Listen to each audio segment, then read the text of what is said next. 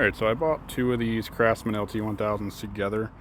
I fixed one and sold one, and this one needed a little more work than I wanted to put into it. So I decided to keep it, take the deck off of it, turn it into kind of like a little racing mower, just something to have fun on, potentially break my neck. But before I do anything to make it go fast, the brakes are terrible, so I need to fix those first. Brakes on this don't work very good, so I need to get this tire off and adjust them, get them working at least somewhat good. Alright, don't lose that. That's important. So this is the brakes. You can see that's pretty rusted up, so that probably means the pins in here are seized up and it's not allowing the brake pads to push onto that little rotor. I'm going to take these two bolts out and take a look at those dowel rods in here, and I'll show you what they look like.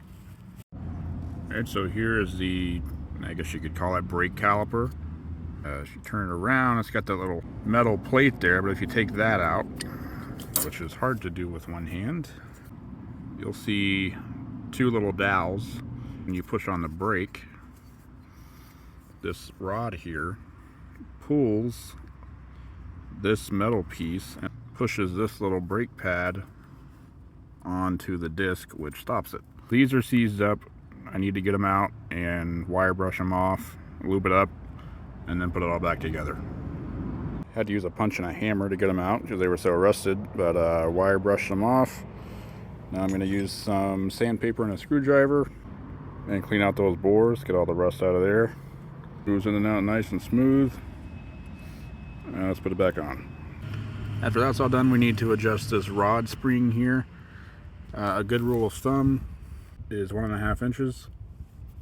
So I'm going to loosen this lock nut here and then tighten this in. We get about 1.5 inches on this compressed spring. And you want to make sure it is compressed when you do that 1.5 inch measure. Then we'll tighten it back down, get the tire back on, and test it out. Alright, brakes are fixed. It stops great now. Stay tuned for part 2.